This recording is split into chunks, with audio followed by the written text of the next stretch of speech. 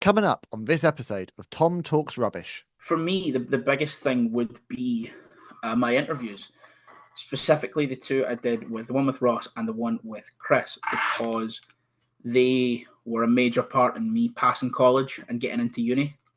They were such a major part of me getting the grade that I got for my HND, which then allowed me to then progress onto university. So if tomorrow I just decided I'm done with it, I don't want to do this no more, I at least know that my silly little wrestling channel that I started when I was 16 or 17, rather, I just turned 17, played a not insignificant part in me now having a degree.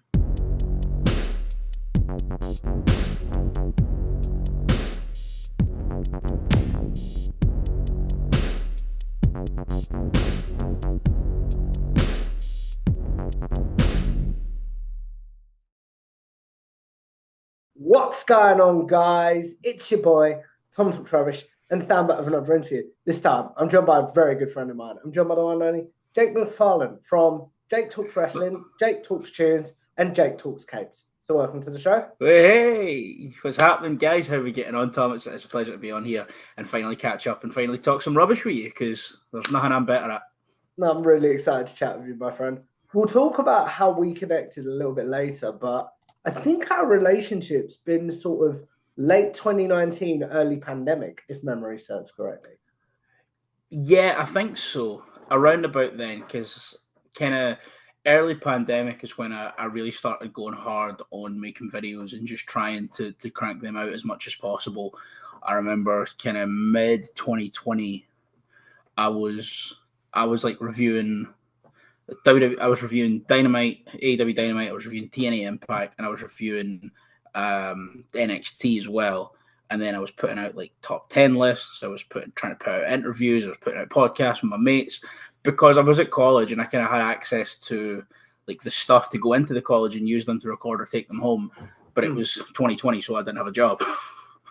Yeah. So I was just going ham, and I think it was kind of around about then we crossed paths. I think we crossed paths because was it Alex Reynolds on your channel previously of the Dark Horse? Yes. Yeah, I had Alex Reynolds on. I think was it the CVV interview? Was it not the CVV interview? Possibly. It might have been. Yeah, it might have been. I can't honestly remember. That's what I had. That's what I had in my head. Yeah, because over COVID, I interviewed CVV and Ross Tweddle for a college project. No, it was Ross. And then I guess that. Yes, it was, because that's the one that came first. And I think then doing those two just then emboldened me to go out and hit up more people for interviews and just be like, let's see if I can get this going. And then I managed to get Bryce Remsburg and Alex Reynolds as well.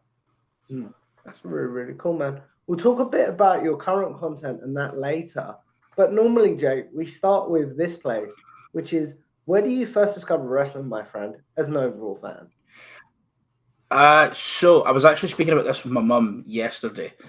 I went up, so we have family friends who live up near Aberdeen, and I'm from kind of Falkirk, so I'm like from central Scotland, and we have these family friends who live up in Aberdeen. So my mum took us up there for a weekend for whatever it was, and our family friend, her sons, I think at the time I would have been like 5 or 6, and her sons would have been like 15 or 16. And they just had in the house, I remember they had like a games room with like PlayStations and stuff, and I didn't have a PlayStation at the time, so I was kind of mesmerized by it all. And they had the WWE games, and they kind of showed me the WWE games, and they showed me like just through the games like Rey Mysterio, and like I remember the Hurricane. I remember being obsessed with the Hurricane through the games. And then I think as I was leaving, I think they gave me like a couple of wrestlers. I think they gave me like a couple of Rey Mysterio figures to take down the road with me. And then from there, my dad, I wouldn't shut up about these toys that I had, even though I'd never watched wrestling. So my dad then bought me Judgment Day 2006. He bought me the DVD from the Tesco in Falkirk. So my first memory of actual real professional wrestling is Paul London and Brian Kendrick. And that's why they're so burned into my brain. That's really, really cool. Why was it that spoke to you specifically, man? I think it's a combination of the fact that they were in and they won the first match, and then the fact they were like big, loud, colourful. They were doing flips and stuff, and I think as well because it was a tag team. I've got really dark hair, and my cousin, who is 8 weeks older than me, so we were kind of just basically always raised as essentially brothers. He's got like quite light brown hair, and it was seeing Paul London and Brian Kendrick as these kind of smaller wee guys doing flips and doing cool things, and they kind of looked a little bit like me and Niall. Like the pair of us just then ended up gravitating right towards the two of them. And then I think from when I watched that match, like I was just hooked on wrestling.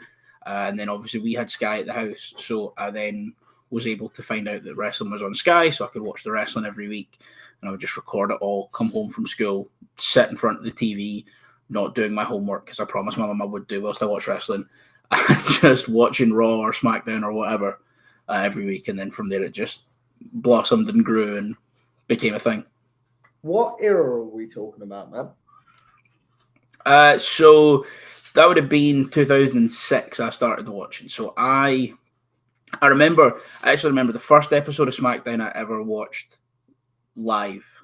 I remember I was over at my grandparents' house, at my nanny's house, and they had a skybox, and I remember watching very vividly because I remember crying at it. I remember watching the Rey Mysterio I Quit match against Chavo after he'd lost the title, the one where Chavo writes him out to go get like his 47th knee surgery or whatever number he was on at the time, when he's got him hung upside down and he's got the chair.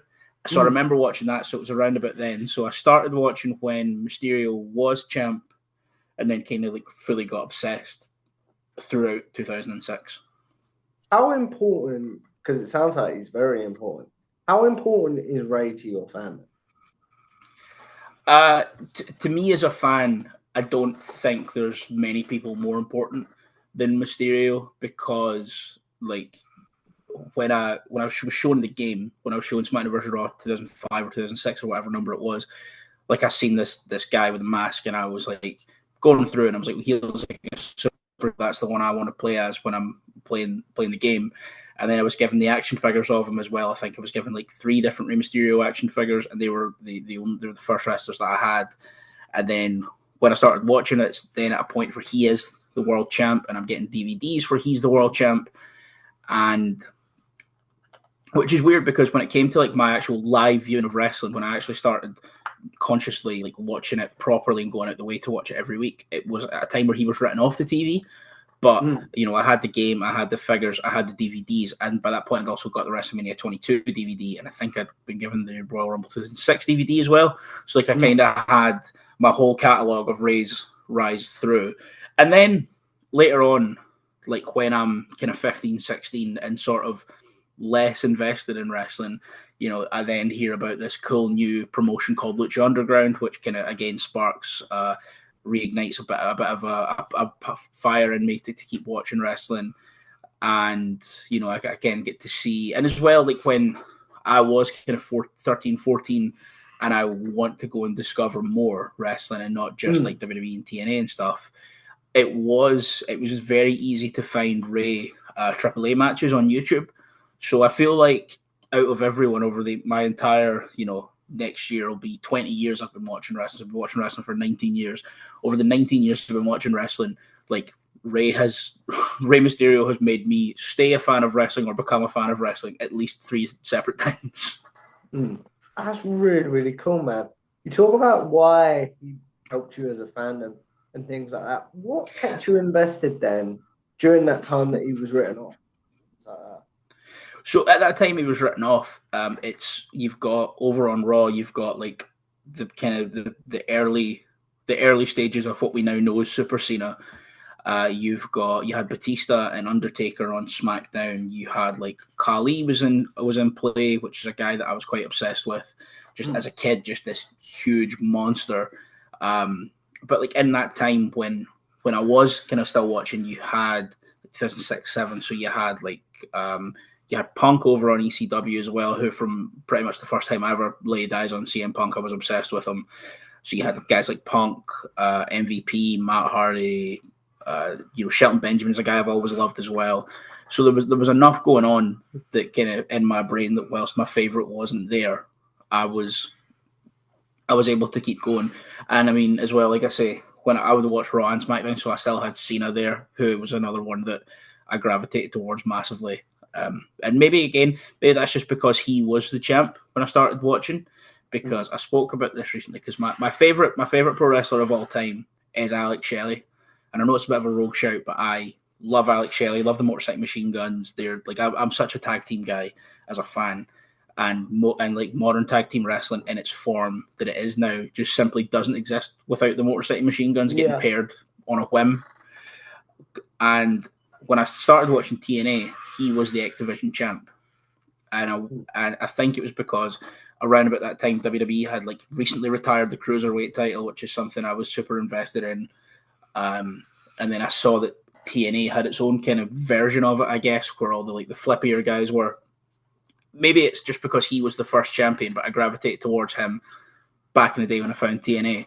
And again, maybe it's because Mysterio and Cena were the champs when I started watching. I just gravitated towards them as champions. But like in that time, like I say, when Mysterio was gone, I still had Cena on Monday nights to kind of keep me invested. Well, what was it about Cena though, Jake? Was it just the fact of your age and you were sort of the demographic they were going after? I think there's a bit of that, but like I also think there was a lot of people that kind of me growing up that I didn't gravitate towards, that a lot of other kids gravitated towards, especially that they were kind of pushing the marketing towards. Like I don't know. I think Cena's just still to this day one of my favorites, and Cena's just like I just find them electric. Like I can't take my eyes off him. Apart from right now, because I'm not a fan of what's going on just now. But kind of historically, he grabs your attention like from the second they walked out, and it's like even the big exaggerated walk as he would come through the curtain and things like that. Like I was never a big Undertaker kid. I was never a huge Triple H kid until they kind of brought DX back. Really, I was never big into like I never really cared that much about Kane. There was just certain people that they were marketing and they were pushing, and they were having all these cool T-shirts and stuff that maybe should have spoke to me as a kid, but they just didn't. But Cena, I don't know. Again, I say it may if I start watching wrestling, a few months earlier and Cena's not the champion, like does my fandom shape out completely different? Obviously, that's something I'll never know. But again, like I say, he was marketed so heavily towards the kids when they were pushing to change that demographic over. But I still think I would have, even if he was in a different position, even if he was lower down the card, even if he was, kind of not the champ at that time, I still think I would have ended up just becoming obsessed with him. Something you talk about there is not being into his current heel run and just his current persona, shall we say. So, yeah. First question, are you glad we got to see the heel turn? And second of all, how would you like to see Cena's career end? So I was glad at the time. I don't want to say necessarily glad, but I was excited because it's something that was kind of the big maybe, and it was always kind of lingering over the back of his career. And as a fan, it was something I always wanted to see because I think he's fantastic, and I thought he would do very, very well in this role. And so when he turned heel, me and my friend, we were up watching it and we lost our minds and we were so excited. We're like, this is amazing. This is going to be fantastic. And then it became very, very clear that he was turned on a whim. They had no real plan. They just basically, they said, we think someone should turn heel. Cody, do you want to do it? Obviously, Cody's not going to do it. I remember the Codyverse. I was watching AEW Weekly whilst he was off on multiple side quests instead of just turning heel and giving the fans what they wanted. So I knew Cody was never going to turn heel. Excuse me. But I thought with the Cena heel turn, you could do something very interesting. You can do something incredibly interesting with it. And I think, to be honest, when they finally decided on the direction of his character, because for weeks he was just saying, you've never respected me. You've never treated me fairly as fans. I was just like, okay, you've done that promo once. Stop doing it every time you come out. But then when he finally revealed his motivation of, I'm the best to ever do it. I'm going to win number 17 and prove that I'm the best to do it. And then I'm going to retire the lineage of this title. And you'll have to crown a fake champion in my absence. I think that was a really, really interesting motivation. But him now just going generic heel number 17 and kind of doing all of his normal moves, but like a little bit slower, which I think is a good touch, but they kind of it goes at odds with the pace of the match and the random breaks to tease belt shots and low blows and just kind of eating out of the standard Triple H heel playbook, which is something I've never really found with Triple H. I don't think he knows how to book main event heels. I felt mostly the same with his run in NXT, as good as that was. I just don't think I think because he had such success as that particular type of main event heel, he then tries to force every main event heel into that box, and I think it really backfires a lot of the time. The only one that's really worked was Ciampa, if we're talking about NXT. Yeah, exactly. And you look at all the main event heels that like have flourished in them, both in NXT and on the main roster. It's people that we let be themselves. If you look at the Undisputed Era, you look at Rhea Ripley when the Judgment Day were heel. You know, you look at even heel Balor over COVID in NXT was really, really fun. And it's because we let those guys do what makes those guys special. And yeah, the Ciampa one worked, which was basically just taking every page right out of that 2001 Triple H playbook, but doing it better. But I think the shock value with Cena turning heel is that Cena has finally turned heel. I don't think we need to update anything else about his persona and the way he presents for it to work. We don't need to fundamentally change every single aspect of everything he does to make it effective. Because as we're seeing with them trying that, it's not being effective. I also think the biggest, for lack of a better word, elephant in the room is we never got anything to do with The Rock, which makes no sense. Like if he that might have been like the albatross around his neck, if you know. Because I've been saying this because especially with The Rock's kind of recent involvement in WWE and his position on the board of directors in TKO, it's very clear that The Rock has, and this is a crazy statement to make considering wrestling is wrestling, but it's very clear that he has probably the most fragile ego in all of wrestling. The fact that his passion project in Black Adam bombed so hard that he came back and tried to insert himself into the main event of WrestleMania and took away the thing that the fans had been clamoring for over a year, for 2 years actually by that point, only for them to see the backlash and then go, actually, we should maybe listen to what the fans want. I don't think he's a valuable presence as someone with creative control, especially if he's not going to bother to show up. Now, if he wants to present his ideas and be off screen with them and funnel them through, fair enough, but a lot of his ideas involve him being on screen, and him being on screen is related entirely to how much money a movie makes. And I remember saying at the time when he showed up at Bad Blood, because I think Moana 2 was just about to debut at the time, and or it might have even came out that weekend or something, and I remember texting my friend, and I was like, I was working at the time, so yeah. Yeah, it was quite close together, and I remember texting my friend, and I was like, he's just showing up as insurance in case Moana 2 doesn't do well. And then the initial opening weekend box office for Moana 2 came out, and then I texted my friend, and I was like, oh, so we're never getting a payoff to him showing up at the end of this show. And it's fair enough. He's a busy man. He is, Hollywood's probably he's Hollywood's highest paid star. I know that. I don't know if it recent years has continued the trend of him being one of Hollywood's most profitable stars, but he commands one of the biggest fees in Hollywood. So fair enough, people want to get him in. He's guaranteed to shift a few tickets at least, a good few number of tickets. But like, if that's the case, if he can't commit to being back at WWE even for a 3-month period, then I don't see the value in having him be a part of the on-screen product. That's just how I see it. No, I do fully agree with everything you said there. To go back to your content, because we talked about sort of our journey and connecting back then. How did the channel initially start, man? What was like your initial plan as a creator? I was thinking about this. I think it would have been Survivor Series 2015. Survivor Series 2015, it must have been. It's the first video I put out. I'm just going to go and double check that because I was thinking about this recently. because I was making videos around about 2016, which is when I remember it's when I met Seth Rollins when I was doing work experience at the Daily Record. So it must have been just a video about Survivor Series 2015 that I made and just posted, not really thinking anything of it. And looking back at it now, I can't remember a thing that happened on that show, but I clearly felt so passionate Sheamus about that show at the cashed time. in on Roman and that. Yes. So was it that then? I'm going to scroll all the way back to the oldest ones I can find, and let's just see. Let's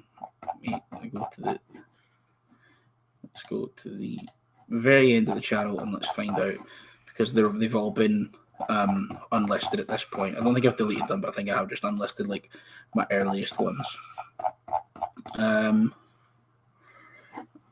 Let's see, one last week page here. Oh no, so it was 20. Right, it was 2016. Right.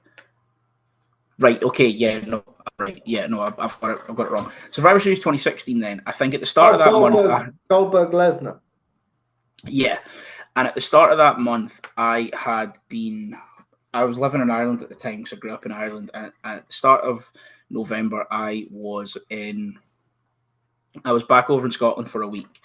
I was doing work experience at the Daily Record or at Glasgow Live, and I remember that was the week that they were filming Raw and SmackDown in Glasgow before Survivor Series.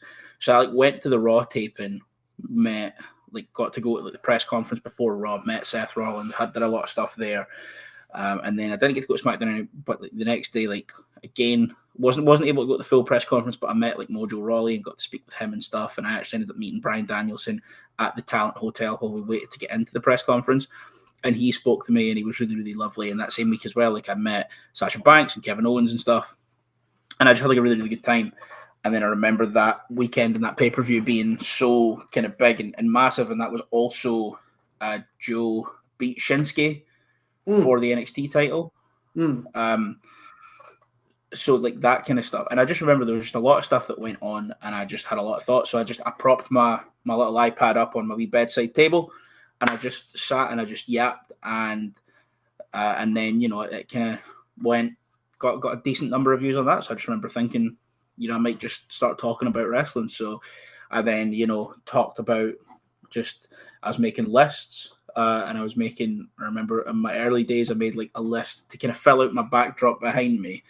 I made lists of my favorite wrestlers and my favorite matches and my favorite wrestlers and matches of 2016. And I printed out little photos, little photos from the printer, cut them out, and then I would just go through them and be my favorite wrestler 2016 was him. And then I would put it on the wall behind me, and then I did one for wrestlers I think are going to do well in 2017 and putting them on the wall behind me and stuff. So I kind of filled out my background through my first few videos, which I remember thinking was quite cool. But then it just it kept going, and I stopped for a while in 2017 because I went to college in Derry, up in Ireland, and it would have been 2018 I would have stopped. I made a few videos, but not as many as I would have liked to when I was at college in Derry. I just didn't have the time. And then I got sick and I had to drop out of college not long after I turned 18. This was maybe the March of 2018. And I was just really, really sick, and it kind of wiped me out for a whole year. So I think between 2018, I pretty much did nothing except a couple of dumb videos with my mates. And then it was over COVID when I was well, if I'm going to be stuck inside for days on days at a time, I may as well just pick this back up. I think I went from there. And then again, another hiatus, as we mentioned before we recorded, a couple of years ago. I split up with my partner who I'd been with for a while, and that was quite a bit of a heavy breakup. So I just kind of stopped making videos. And then when I moved out of that flat, I wanted to make videos again, but wrestling wasn't particularly inspiring to me at the time. I think I had the Jake Talks Tunes channel as well, and I'd made a few videos on that. And I was the thing I wanted to talk the most about was the upcoming Fantastic Four movie, because I think the cast had just been announced for Fantastic Four around about that time. So I said, you know what, let's just let's get capes on the go. Let's make Jake Talks capes. Yeah. And all three of them they're not as active as I would maybe like them to be, just through life being hectic and my schedule at work. But all three of them are just places I can go and get my silly little thoughts on these silly little things that I love out into the world. That's really, really cool. What is your goal then, Jake, with these channels? Is it to earn a living? Is it just to enjoy them? What's your sort of goal? So I think for a while, and I actually said this, I truly do believe if I just kept my foot on the gas throughout 2020, I think I would be making money at it by now, which is, I know it's a weird thing to say, but I just had a feeling it was kind of going that way. But the thing that is annoying, and obviously, they say comparison is a thief of joy. One of my best friends in the world is a fella that I went to college with and then uni with. It's a fella called Ryan Fitzsimons, who is known on YouTube as Ryan118, he's been making like YouTube videos about Celtic, like the football team that we both support, since he was like 15, and we're 25 now. So he's been making videos on that channel for about 10 years. And when I met him, he already had nearly 20,000 subscribers on that channel. And now he's like living full time off his channel. And I think when my channel was starting to go quite well and my growth was quite good and I was getting good views and I was getting good opportunities and I was doing a lot of kind of fun stuff around the kind of scene, because next to me and in all the group chats and the person I'm seeing at uni whenever we were going in and at college every day is obviously he's pulling 3, 4, 5,000 views on a video. In the back of my head, stupidly, because I know how much graft he's put in the back of my head, when I was doing it, I would sometimes maybe throw the toys at the pram and throw a little bit of a huff and be like, it's not like, which, I was like, 20 at the time, just a daft wee boy. Now, like I say, I just like making these videos to make them. If I've got stuff that I want to talk about, I want to get it out there. And obviously, like I say, my degree's in journalism. I've studied journalism. I write for a music magazine. If there's ever a way to get paid for putting my thoughts out there, I would like that. So ideally, if it all goes well, ideally I'd make a bit of money from these channels, but I don't now see that as an end goal the way I kind of did, because I was so close in Ryan's orbit at the time and I was a wee guy and didn't really fancy the idea of actually having to work an office job. Oh, I understand that perspective. You talk about being in Ryan's orbit there and things like that and sort of comparing yourself to him. What is something you maybe learned from him as a creator, though? I think one of the things I learned from him is, especially considering the kind of content he makes, with it being Celtic content, I kind of realised that it's all just silly wee videos at the end of the day, because I've seen him, especially like in Celtic were coming up on winning 10 straight leagues in a row, and then the COVID year we didn't, and our biggest rivals Rangers won, and it was such a huge disappointment for us as Celtic fans and such a huge joyous moment for people across the city with the other affiliation. And I would just open Twitter and I would just see all these videos of my friend of just things he'd said at the start of the season and loads of folk laughing at him. And I just think, especially with how tribalistic and how at each other's throat certain wrestling fans can be, I think having been around him and just having watched him just open Twitter and go, oh, there's more people laughing at me, whatever, like that's quite good. Because I made a video about the Seth Rollins heel turn after Mania, like a week after Mania, because it wasn't really working for me, and I had a few thoughts on why I didn't think it was that great. So I put that video out and I went to my bed and I woke up in the morning and I had people on Twitter and I had people on my YouTube comments just being like, how can you judge it when it's this early? And just people like, I even seen like someone screen recorded my clip and tweeted it, and I was like, it was just like wee things like that. It's just, I think a few years ago when I was a younger man, when I was around about 2021, I would go out my way to respond to every single comment, and I would go out my way to respond to every single tweet, and I would kind of look to dig back. But now I'm just like, if people want to share my video, even if they're laughing at what I'm saying, let them share my video. At the end of the day, I think even trolls don't realize, hey, you're sharing my video. Someone might see it and enjoy it. So and it's a win-win thing, isn't it? I've got into I've had a couple of videos be shared by people being like, this guy doesn't know what he's talking about over the last wee while. And what I've then done is like if I see it, I will then copy the link to my video and then I'll just reply and be like, hey man, you forgot to promote it. There it is. just a little fun wee thing for myself. But no, I think as well, and then as well from Ryan, just kind of watching how much he has worked as well towards this, because one of the things that kind of to me would kind of sometimes like annoy me about the fact that my channel wasn't an overnight success, which I mean obviously there is no thing as an overnight success. An overnight success is an overnight success takes place over years and years and years. But I think there was times, I remember one time specifically, I was we went to like a house party at his old flat, and I'd stayed the night because I couldn't get a taxi, and I was like, I'm just going to sleep on the couch if that's okay. And I woke up in the morning, he came through a wee bit hungover, made himself a cup of tea, was chatting to me, and he was like, right, I'm just going to go record a video, and then I'll be out if you want. I left home or whatever, and I was like, right, no bother. So he just went and recorded the edit of the video, took him like a little bit over an hour or whatever, and it was just, to me in that moment, I was like, well, it's so effortless because he's just went in there with a hangover on maybe 5 hours of sleep with a cup of tea and just bashed out his, they just done a day's work essentially. But that was kind of me not seeing past the fact that, he's been doing this since he was like 14, 15. He was doing this while he was at school. He was doing this while he was working full time at a Tesco. He's just kind of always run around and done everything to put himself in this position where he can now do this full time. And that's one of the things that, like I say, I do truly believe if I'd have just stuck through all the knockbacks and all the declines and all the unanswered interview requests I got over COVID, I do think I would have been making a little bit of money by now. But I also think being 20 and a wee bit petulant got in the way. I do also think that mental health is the most important thing, man. And the fact that you took that time probably has made you a better creator in that respect. I think so. I think as well. Sorry to cut you off. I mean that, but my videos now, I feel like I'm a lot more measured in what I say, and I feel like a few years ago I was making videos to make videos, whereas now I only really make videos if I feel the need to make the video on it. Which again, that may be hindering any potential growth with my content, but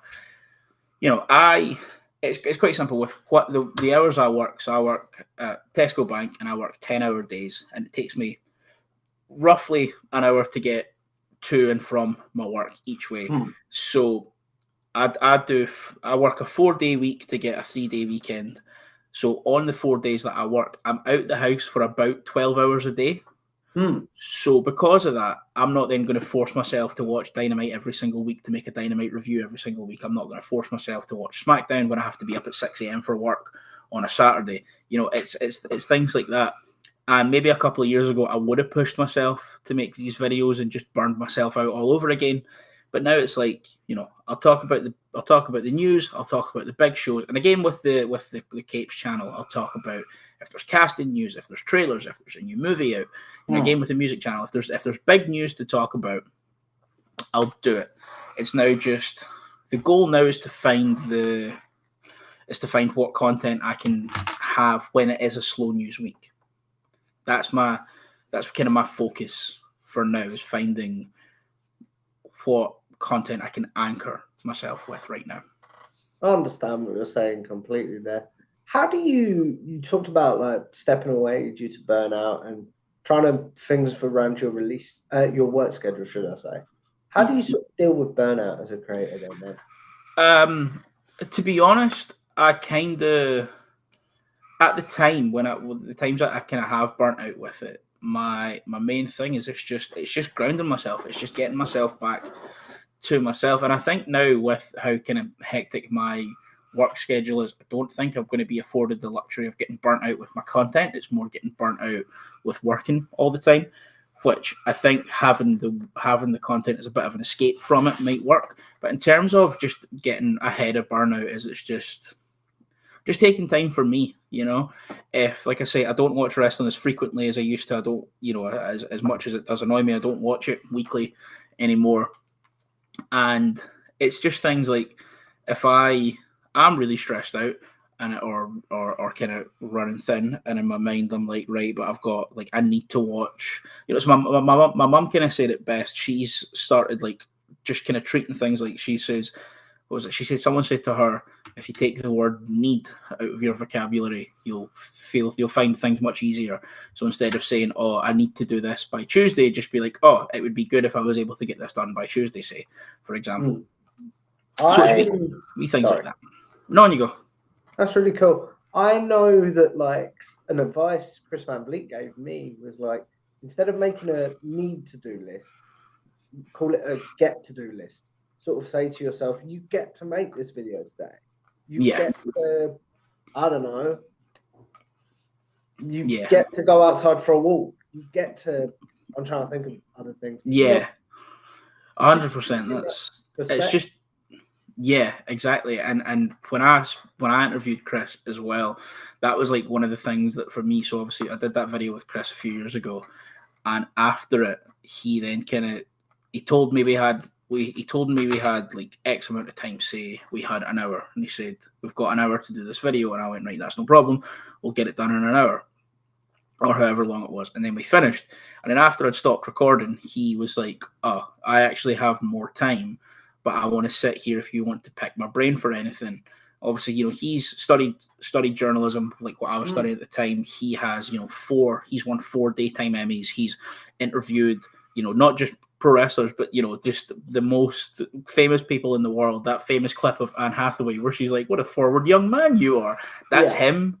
Like, he's done so much, and the fact that he kind of said as well on that, he was like, I'm going to block out this amount of time for this video that Jake wants to do, and then but I still have X amount of time after to sit with him and just impart any advice on me. And again, it was kind of things like that. It was all perspectives. The way that he kind of talked about it was all just being kind to yourself and allowing yourself the joy of making it was kind of the thing.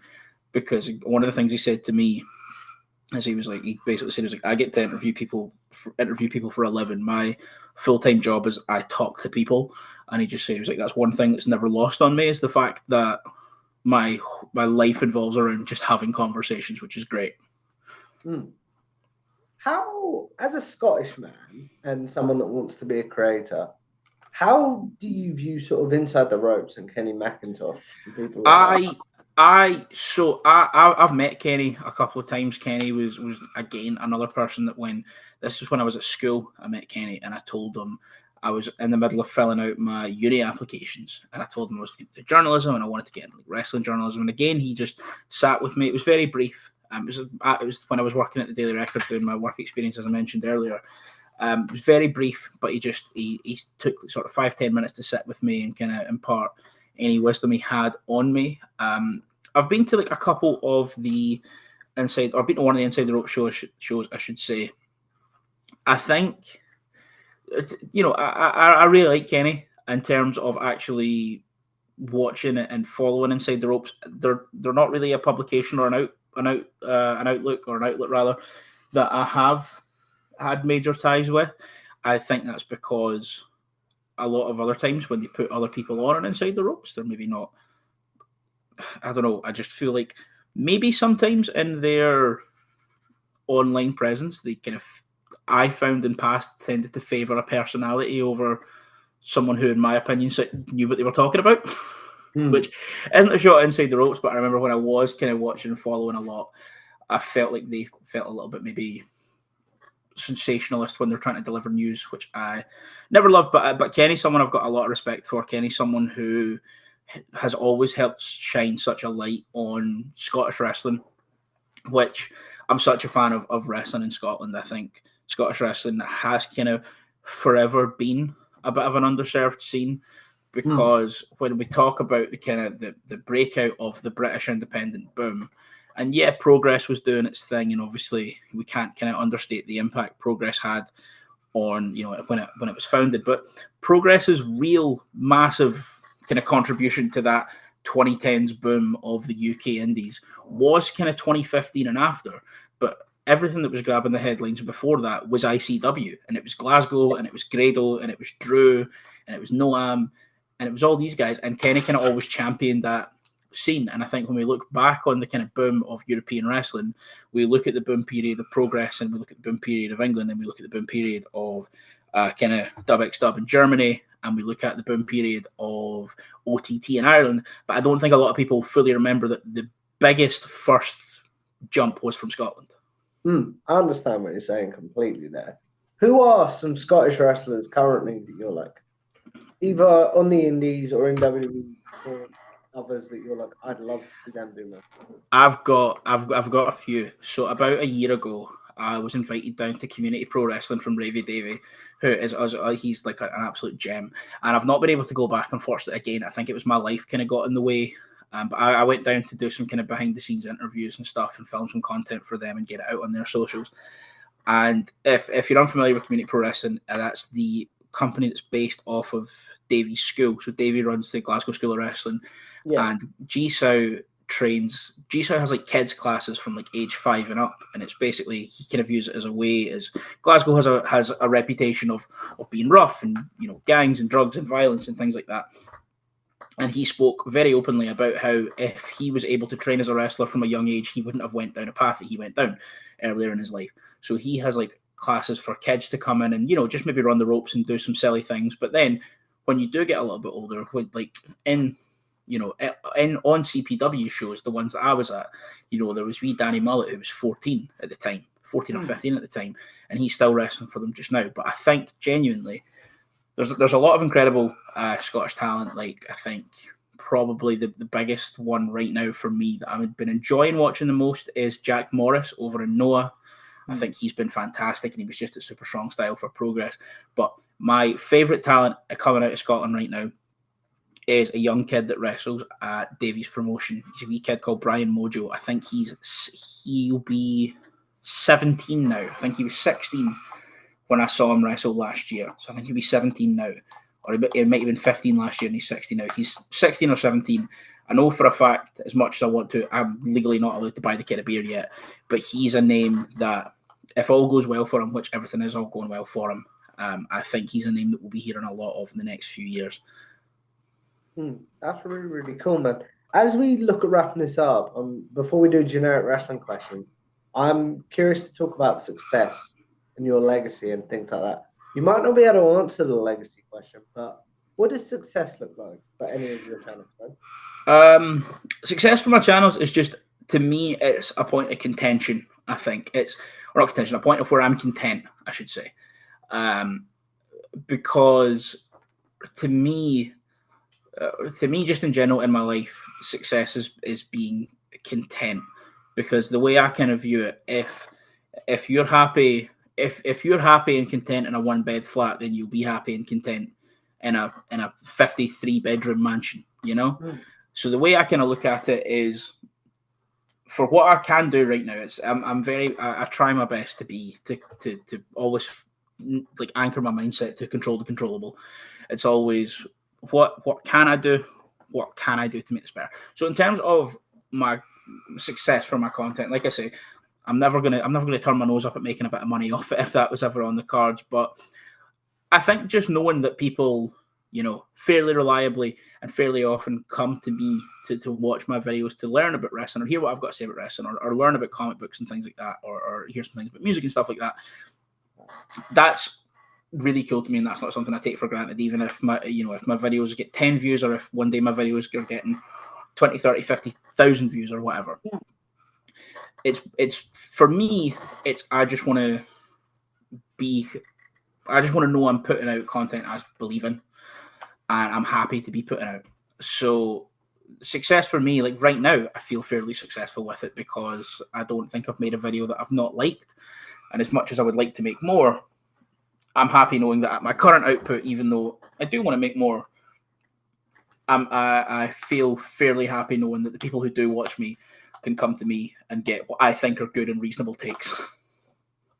What about the overall legacy of your content if, like, you did step away? Well, to me, I think for me, the biggest thing would be my interviews. specifically the two I did with the one with Ross and the one with Chris, because they were a major part in me passing college and getting into uni. They were such a major part of me getting the grade that I got for my HND, which then allowed me to then progress onto university.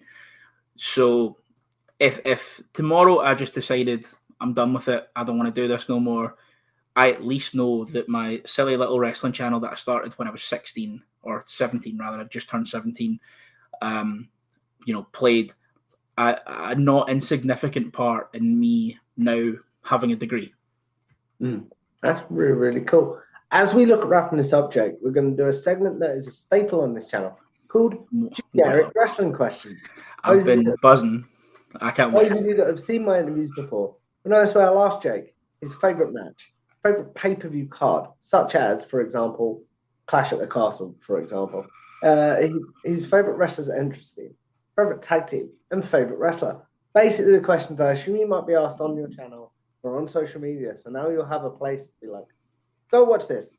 I've answered this. So what's your favourite match of all time, Jake? Okay, so my favourite match of all time for a while was a little bit shaky. I'll kind of answer this in a bit of a... So my favourite match for a very, very long time was a match from OTT, and it was a match that I was lucky enough to be in attendance for. It was at the 5th year anniversary. It was Jordan Devlin versus David Starr. And then a few months later, Speaking Out happens. And we then, David Starr is no longer an active professional wrestler because of the things that came out about him.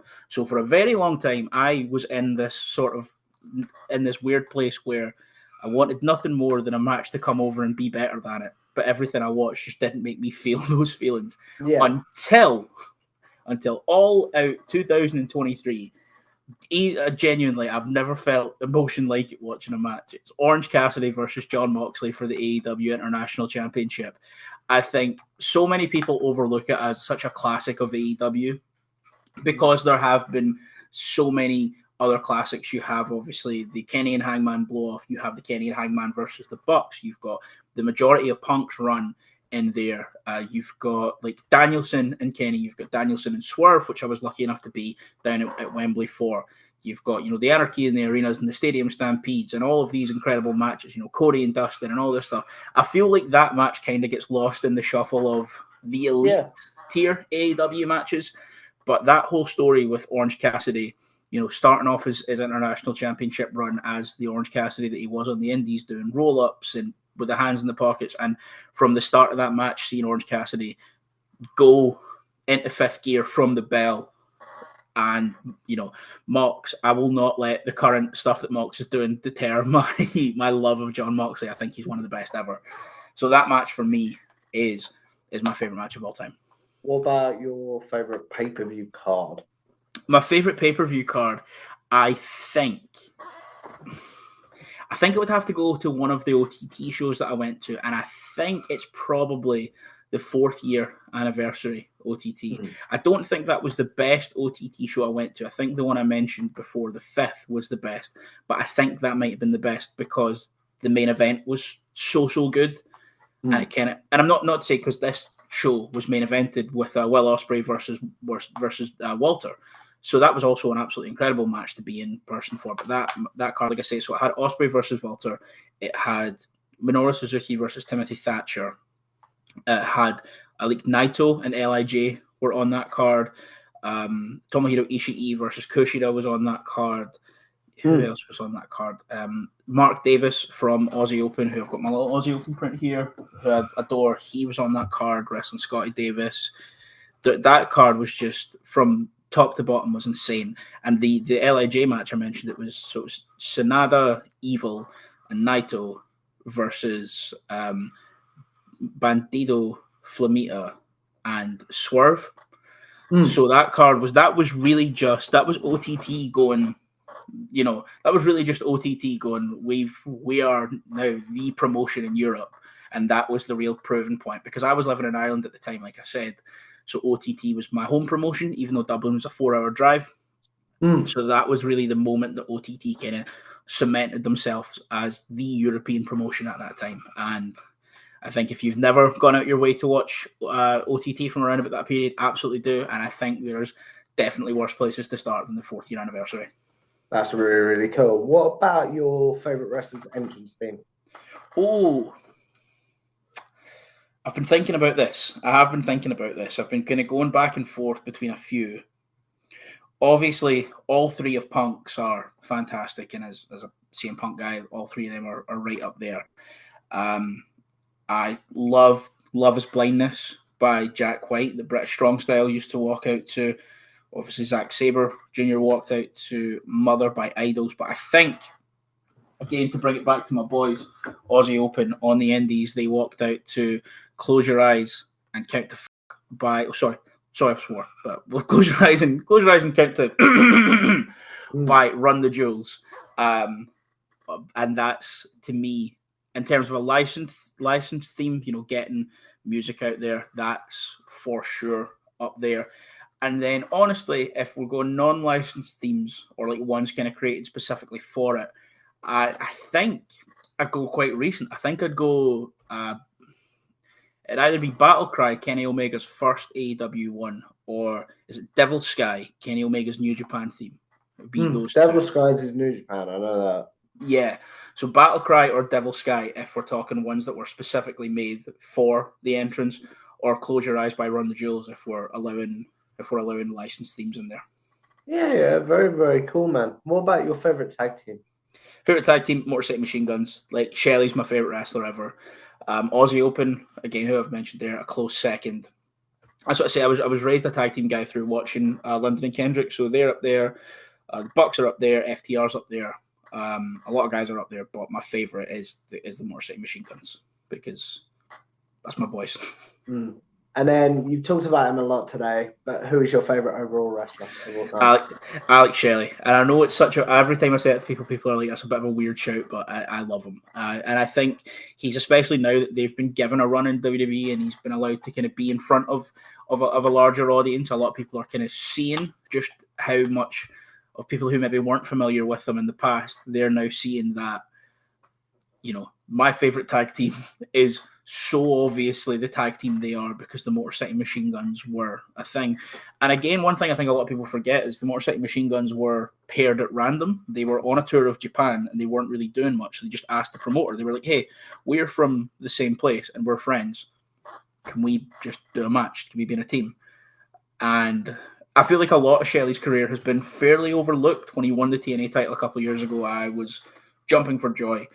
He's a wrestler I will never stop singing the praises of. They're a team I'll never stop singing the praises of. And I think he's the most underrated wrestler of all time. And I also think he's the greatest of all time. That's really, really cool, my friend. As we wrap this up, Jake, obviously I want to say thank you for a great conversation. But as a fan, for lack of a better word, of my content, the question I want to show on is, I believe, as YouTubers, podcasters, even just people with social media, we're all sort of going to live forever in some sort of very, very weird way. Yeah. So what is one piece of content you're like, please remember me for that? And then what is one that you're like, nah, you can forget about that? I think anything I would say please remember me for is any interviews I did, or over on Jake Talks Capes, my fans casting series, which is when me and one of my friends, we sit down and pick who we would want to play certain characters for upcoming comic book films. So I think anytime I do an interview, I'm always really proud of it, and those videos I'm really proud of. Things I don't want to be remembered for. I would say when I tried to predict WrestleMania a year out, right after WrestleMania last year, I tried to predict WrestleMania a year out, and I was so confident, and I couldn't have been more wrong. So anything where I get something wrong, anything where I get something majorly wrong, let's forget that. Yeah, that's really, really cool, my friend. As we wrap this up, guys, obviously I want to say thank you to Jake for a great conversation. But please promote yourself. Where can the good people find you, your work, etc.? Okay, so on YouTube we have Jake Talks Wrestling, Jake Talks Capes, and Jake Talks Tunes. Those are my 3 channels where I'm going to try and post more, but like I say, I just post And whenever I feel the urge to talk about something, I talk nonsense about wrestling, I talk nonsense about comic books and comic book movies, and I talk nonsense about music.